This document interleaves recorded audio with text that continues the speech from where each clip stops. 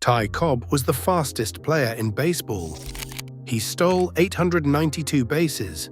He stole home 54 times. He played the game at full speed, every single play, every single day, for 24 years. If you were slow, Cobb had no use for you. If you could not run, you did not belong on his field. Then he became a manager. And one of the best hitters on his roster was a man so slow that a sportswriter called him the slowest moving great hitter who ever lived. A man they nicknamed Slug, not because he slugged home runs, but because he moved like one. A man who could not beat out an infield hit if his life depended on it. Cobb should have hated Harry Heilmann. He hated everything Heilmann represented. Slowness, patience, a total lack of urgency on the base paths. But he did not hate him. And what Ty Cobb did for Harry Heilmann is the most surprising thing the Georgia Peach ever did in his life. This is the story of the most unlikely friendship in baseball history. The fastest player who ever lived and the slowest great hitter the game has ever known. The man who hated everyone and the man who made him care. This is the story of Ty Cobb and Harry Heilmann. To understand why Cobb's relationship with Heilmann was so remarkable, you first have to understand who Ty Cobb was as a human being. Tyrus Raymond Cobb was born on December 18, 1886, in Narrows, Georgia. His father was a state senator, a schoolteacher, and the most important person in his life. 3 weeks before Ty made the major leagues in 1905, his mother shot and killed his father. She claimed she mistook him for a burglar. She was acquitted of manslaughter. Cobb arrived in Detroit carrying grief, rage, and a need to prove himself that bordered on pathological. He was hazed mercilessly by his own teammates as a rookie, and instead of shrugging it off the way most young players did, he declared war on everyone around him. He fought his teammates, he fought his opponents, he fought umpires, fans, and anyone who looked at him wrong. On the field, he was the most dominant player baseball had ever seen. He won 12 batting titles. He hit .366 for his career, the highest average in history. He stole bases with a fury that terrorized infielders. He sharpened his spikes and slid into bases feet first. He played every game as if losing meant death. Cobb did not have friends. He had opponents, some of whom happened to wear the same uniform. He did not socialize with other players. He did not mentor young hitters. He did not share his knowledge with anyone. His philosophy was simple. Baseball was survival of the fittest, and if you could not figure it out on your own, you did not deserve to be there. That was the man who became the Detroit Tigers player-manager on December 16, 1920. And that was the man who met Harry Heilmann. Harry Edwin Heilmann was born on August 3, 1894, in San Francisco, California. His father, Richard, was a German ironworker. His mother, Mary, was Irish. Harry grew up south of the Market District, attending Catholic schools and playing baseball in the streets with his older brother, Walter, who was a promising pitcher. When Harry was 11 years old, the Great San Francisco earthquake of 1906 struck on April 18th, destroying much of the city and killing thousands. The Heilmann family survived, but the experience shaped Harry's outlook on life. Nothing was guaranteed, nothing was permanent. You took what you could get, and you were grateful for it. Harry attended Sacred Heart Cathedral Preparatory High School and spent 1 year at St. Mary's College before leaving to work as a bookkeeper.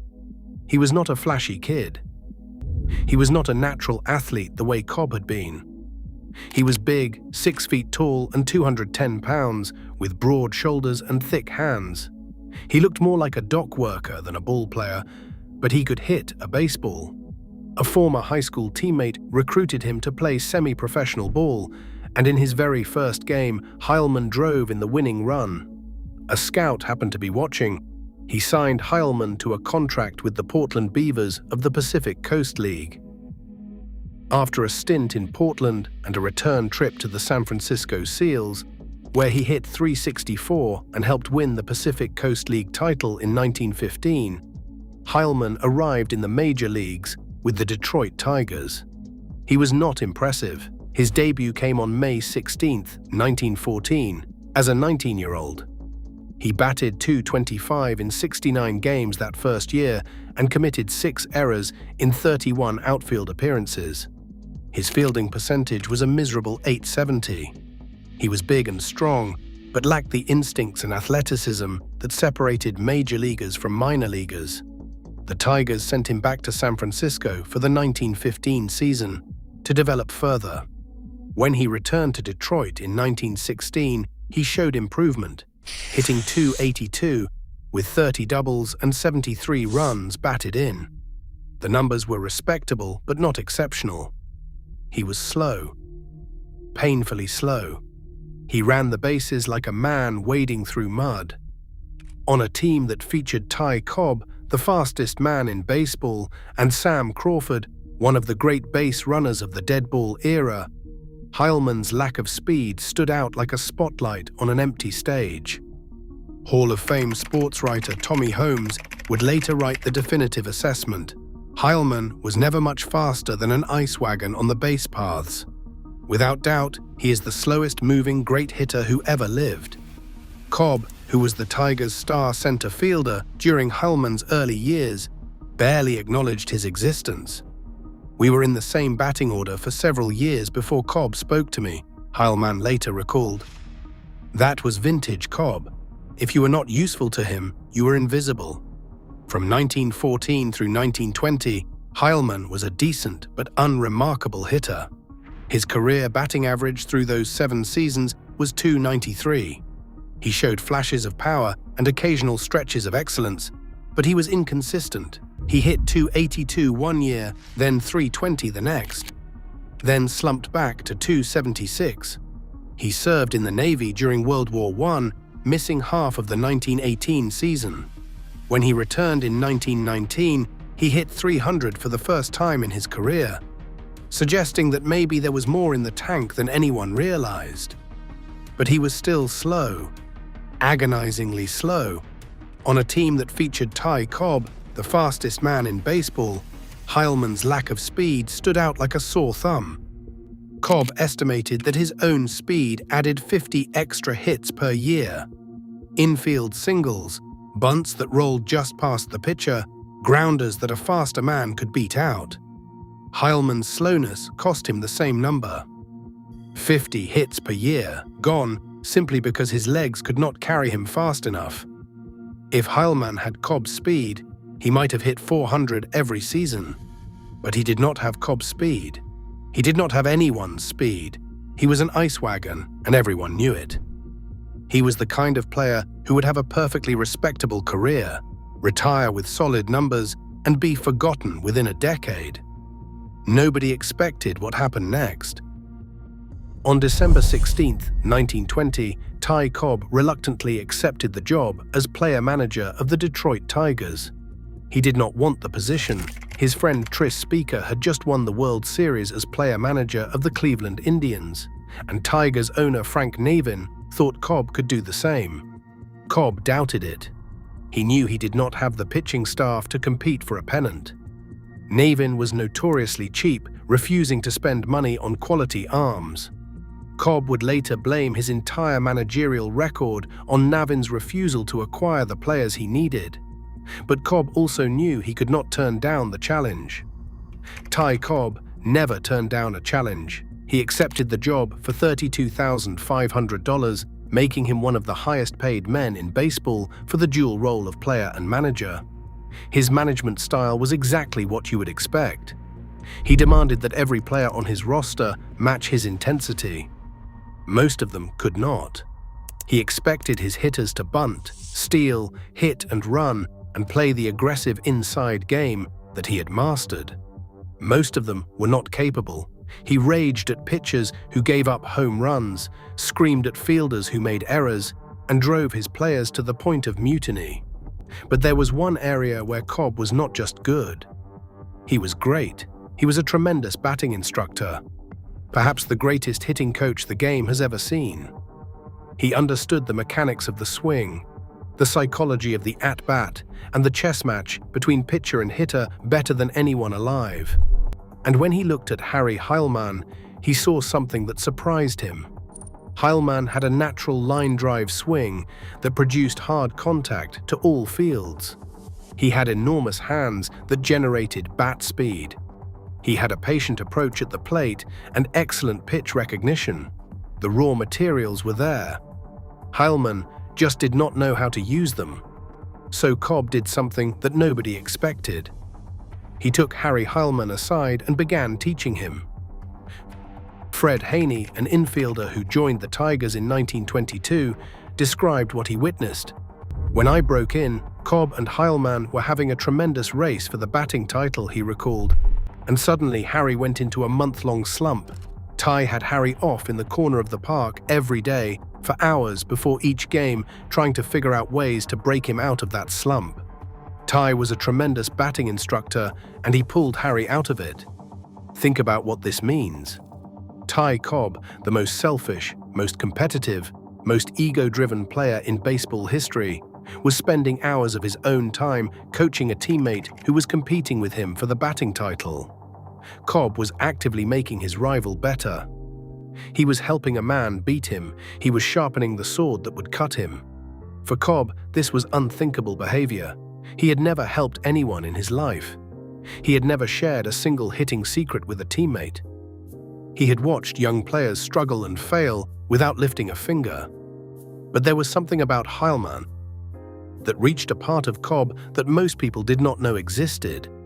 Cobb moved Heilmann from first base to right field, where his lack of speed was less of a liability. He taught him to use the whole field instead of pulling everything. He taught him plate discipline, how to read pitches, how to adjust his stance against left-handers versus right-handers. He taught him the mental side of hitting, the chess match, the ability to anticipate what was coming and react before the ball left the pitcher's hand. The results were staggering. The 1921 Detroit Tigers set the highest team batting average for any season in Major League history at .316. It was not just Heilmann who improved. The entire lineup got better under Cobb's instruction. Lou Blue hit .308, Bobby Veach hit .338.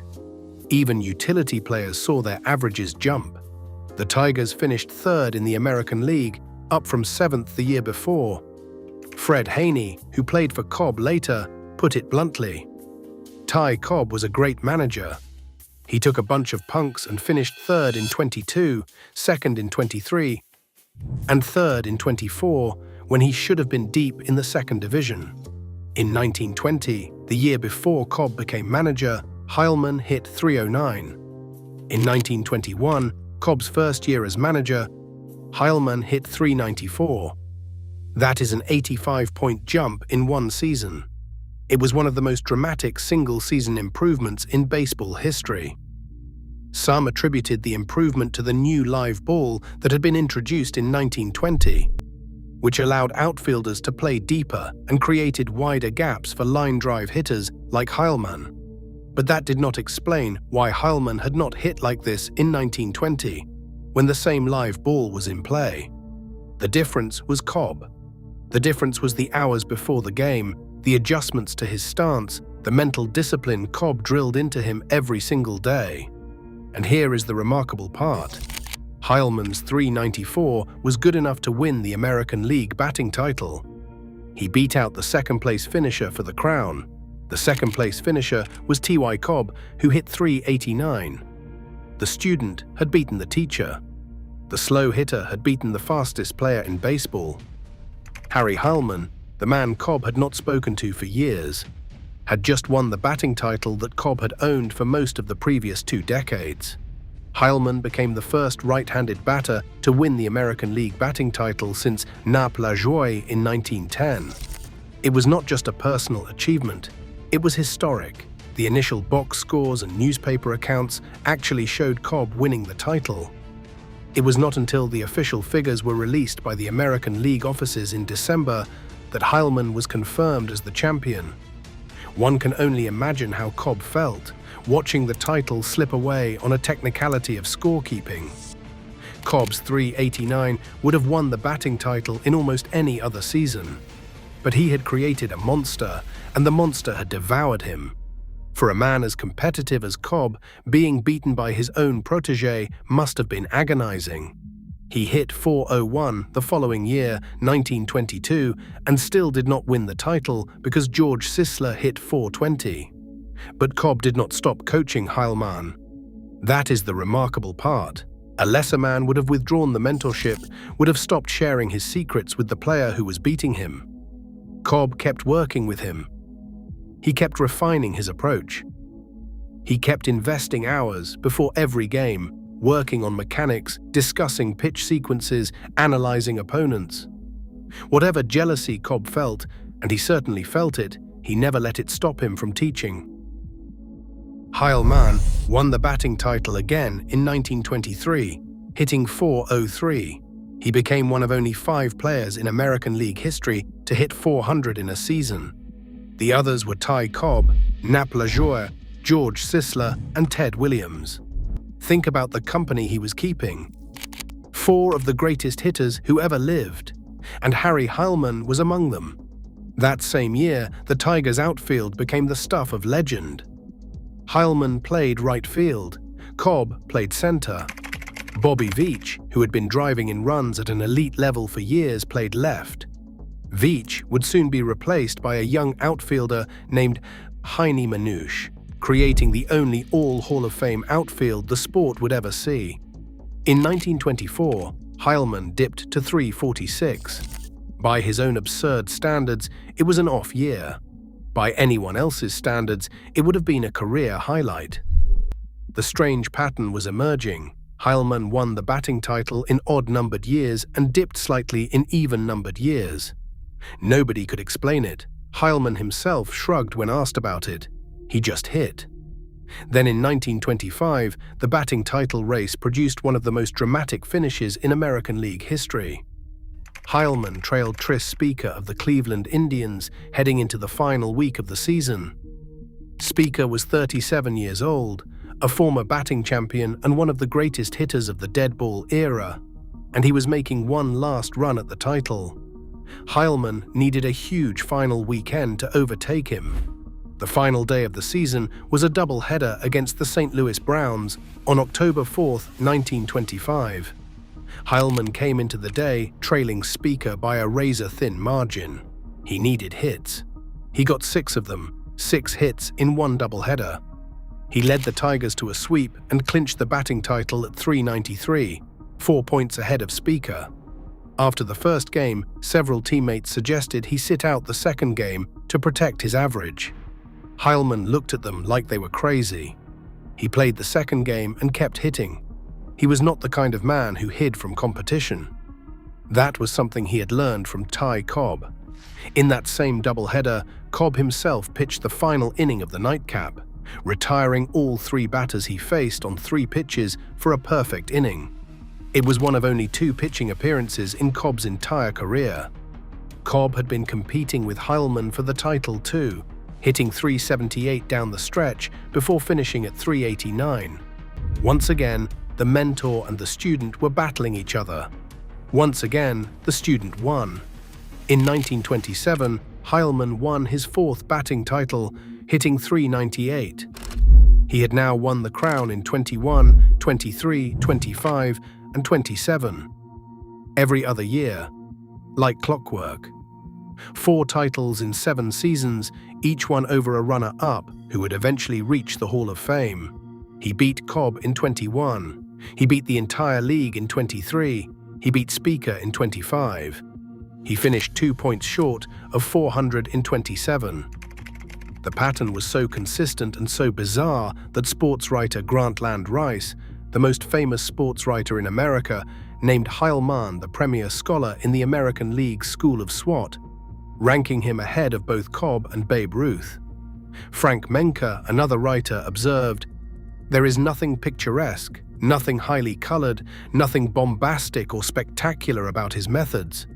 He is not a grandstander, not theatrical, and because he is not, he does not get the acclaim and the plaudits which men, less wonderful but better showmen, achieve for themselves."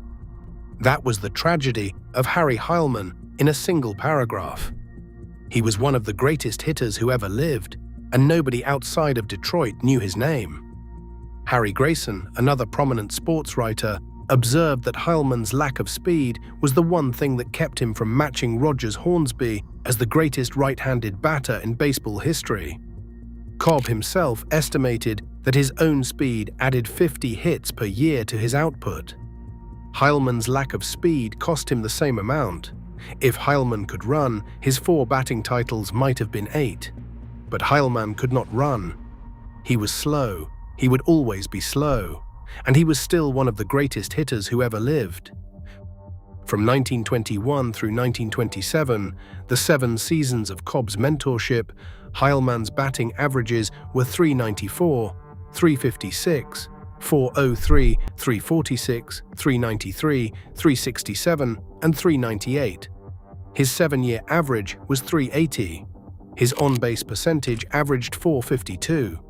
He averaged 116 RBI, 41 doubles, 11 triples, and 104 runs scored per season. On the same team during those same 7 years, Cobb and Heilmann formed one of the most devastating hitting tandems in baseball history.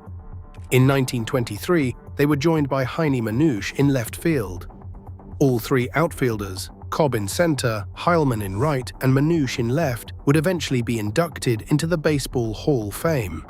It remains the only all Hall of Fame outfield in the history of Major League Baseball. No team before or since has fielded 3 future Cooperstown outfielders at the same time. Cobb's eye for talent extended beyond Heilmann. He also discovered Charlie Gehringer, a young second baseman from Fowlerville, Michigan, whom Cobb personally scouted and signed. Gehringer arrived in Detroit in 1926. Cobb recognized immediately that the kid had a natural swing that did not need to be changed. He told Gehringer, "Never let anyone change your swing." The only thing Cobb taught him was how to bunt down the third base line.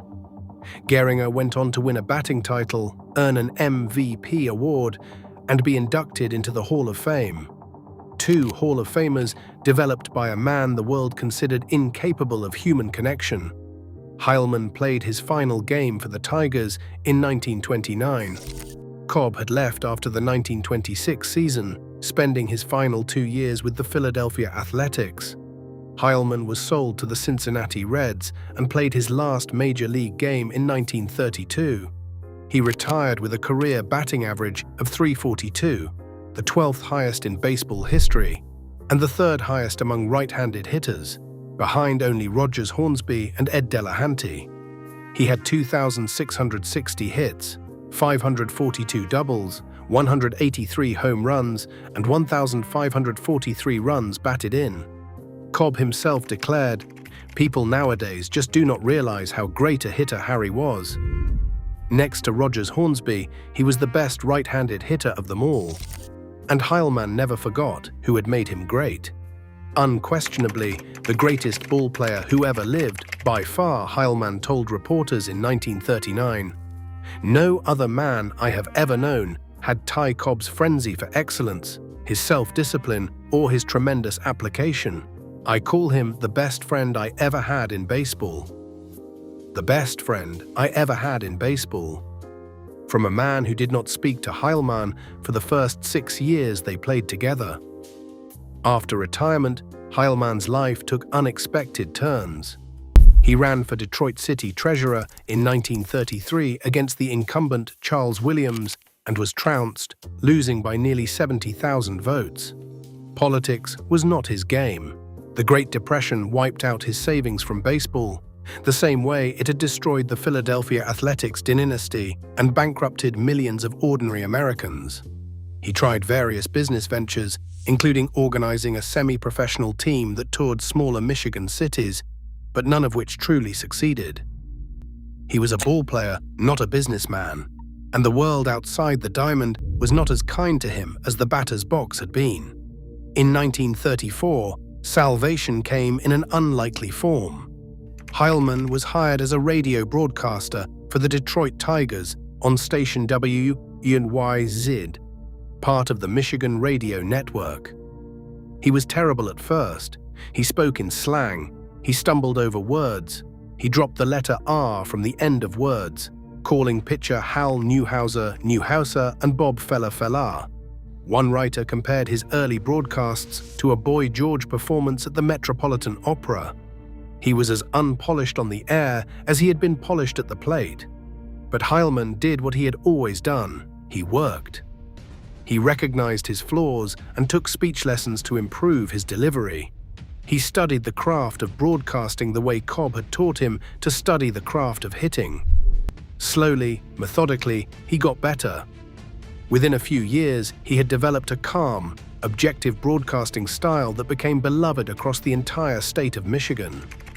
He told stories from his playing days with an authority that only a four-time batting champion could possess. He explained the nuances of inside baseball without being condescending. He called the Tigers' pennant-winning seasons of 1934, 35, 40, and 45, his voice carrying across Michigan farmhouses and Detroit living rooms alike. In 1946, Heilmann broke 5 ribs and his chest bone in a car accident during spring training in Florida. Most broadcasters would have taken the season off. Heilmann was on the air from opening day forward, bruised ribs and all. Detroit Mayor Albert Cobo said Heilmann's voice made him almost a member of the family to everyone in the state.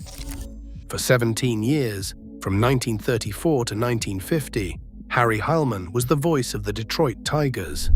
The man who had been too slow to beat out an infield hit had found a second career where speed did not matter. Only knowledge, only storytelling, only love for the game. Then, in March of 1951, during spring training in Lakeland, Florida, Heilmann collapsed. He was hospitalized with what was eventually revealed to be lung cancer. He did not want anyone to know the nature of his illness. He was a private man who had spent his entire career doing his job without seeking attention. He was not going to start seeking it now.